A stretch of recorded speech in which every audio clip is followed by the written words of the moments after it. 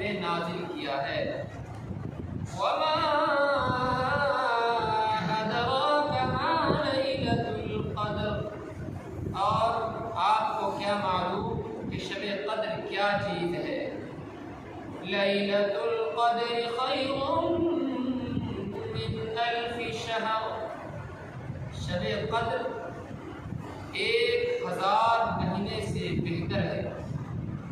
تنزل الملائکۃ والروح فیہا بإذن ربہم من کل امر، جس میں فرشتے اور روح اپنے پروردگار کی اجازت سے ہر کام کے لیے اترتے ہیں۔ سلام ہی حتی مطلع الفجر، وہ رات سراپا سلامتی ہے فجر کے طلوع ہونے تک۔ یہ سورہ قدر ہے، اور اس سورت میں کل 5 آیتیں ہیں، اور یہ مکی سورت ہے۔ اس سورت کا تعلق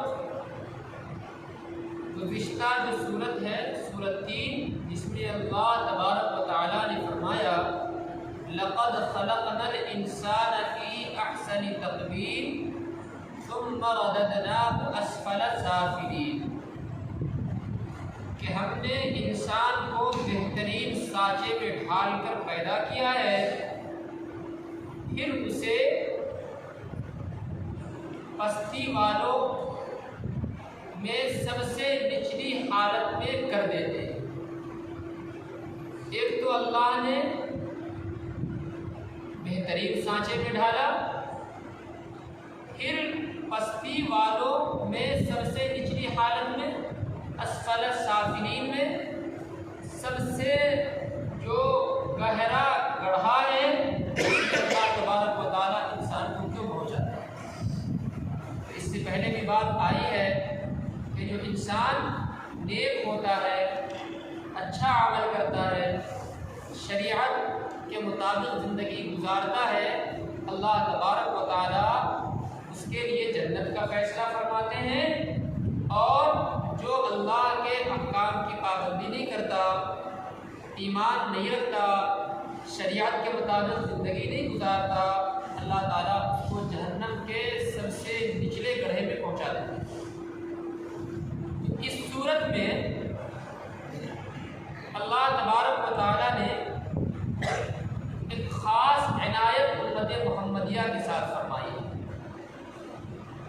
گزشتہ امتوں کی جو عمر ہوا کرتی تھی وہ 1000 سال، 900 سال، 1100 سال۔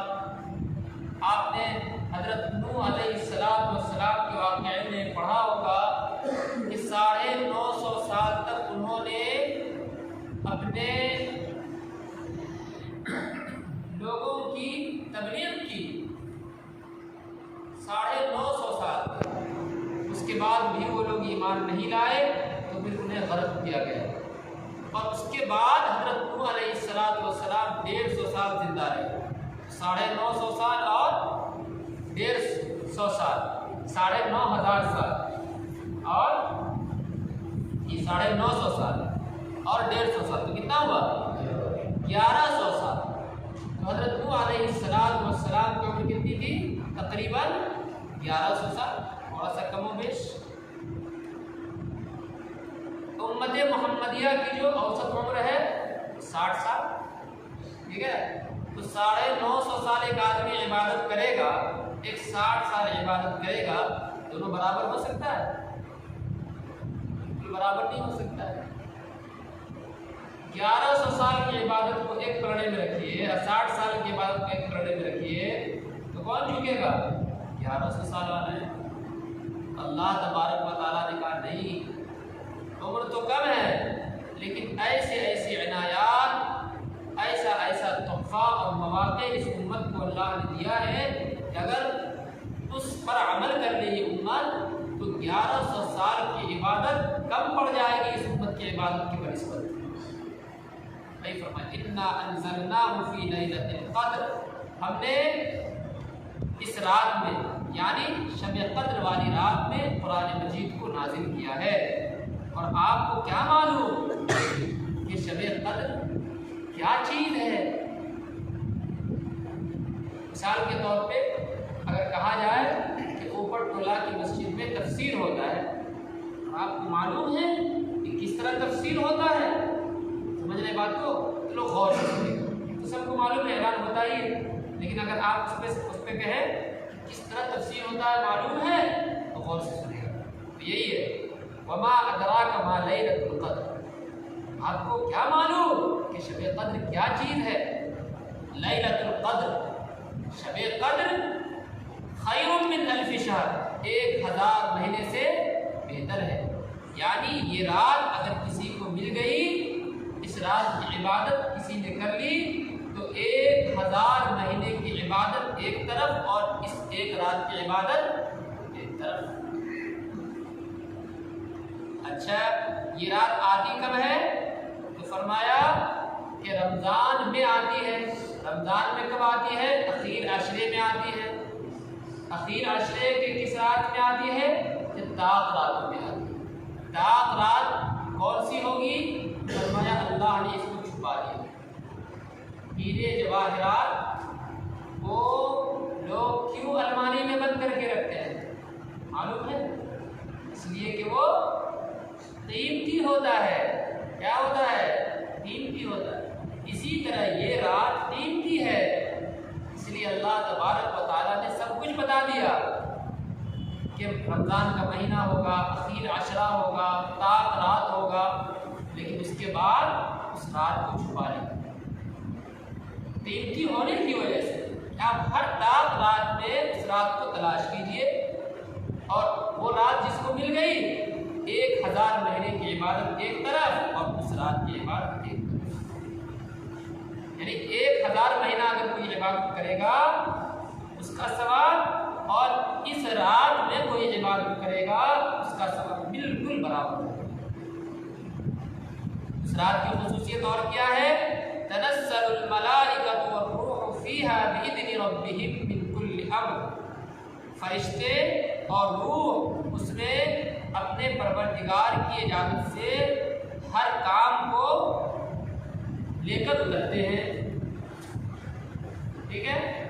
تو یہاں روح القدس سے مراد حضرت جبریل علیہ السلام بھی ہیں، اور روح سے مراد انسان کا روح بھی ہے، کہ 1 سال تک جو بھی معاملہ ہونے والا ہوتا ہے اسی رات میں اللہ تبارک و تعالیٰ فرشتوں کو لے کر بھیج دیتے ہیں۔ اچھا یہ جو قرآن مجید شب قدر میں نازل ہوئی، تو اس کی ایک تفصیل یہ ہے کہ شب قدر میں جو قرآن مجید نازل ہوئی ہے تو اللہ تبارک و تعالیٰ لوح محفوظ سے آسمان دنیا پر، لوح محفوظ سے آسمان دنیا پر ایک ہی مرتبہ بھیج دیا۔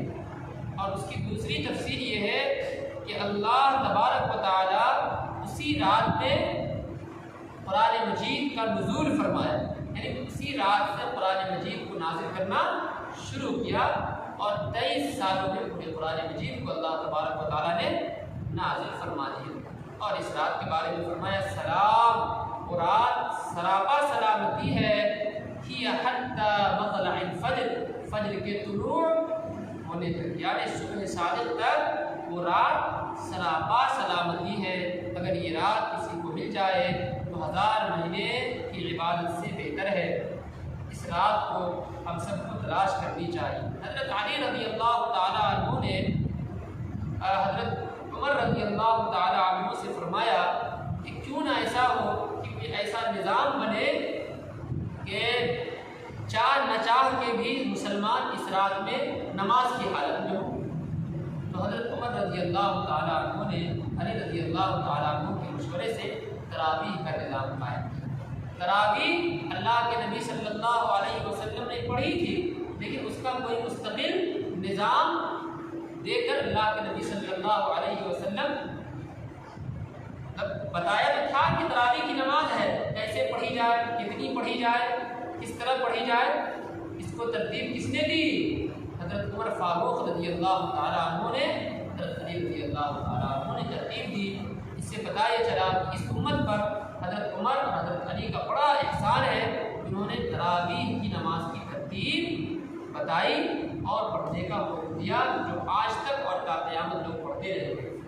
اس نماز کا فائدہ کیا ہے کہ جس رات میں بھی شب قدر آئے گی، اس رات میں لوگ 20 رکعت نماز پڑھیں گے، یعنی شروع رمضان سے اخیر رمضان تک تراویح کی نماز لوگ پڑھتے ہیں۔ چاند نکلنے سے چاند